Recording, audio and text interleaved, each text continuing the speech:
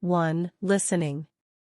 Listening is art, and if you are master in it, surely you are going to be a great speaker. A good listener is always a good speaker.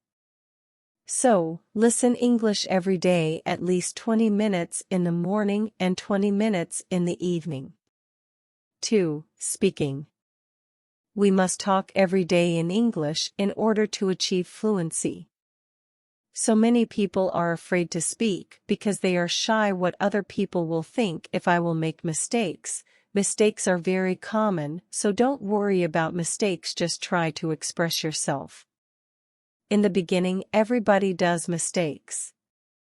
And always try to make new friends who are willing to improve their English, as practice with them as much as possible. 3. Reading. Reading is also art. It's not necessarily if we will read a lot we will improve faster.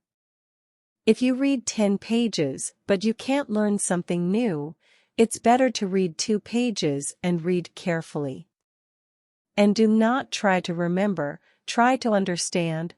Once you understand them, you don't need to remember. N. 4. Writing. In reading part, you read 2 pages. You have to take 8 to 12 correct grammatical sentences from those 2 pages, and you have to write down in your notebook. And read them frequently. Try to remember whole sentences rather than individual word meaning, because if you knew complete sentence them, you can speak it very quickly. 5. Thinking.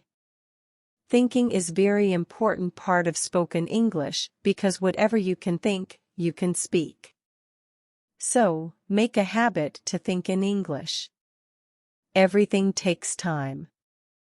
In the beginning it will be difficult, but when you will practice and practice, it will be part of your memory, and once it becomes your habit, then English will come naturally from your mouth.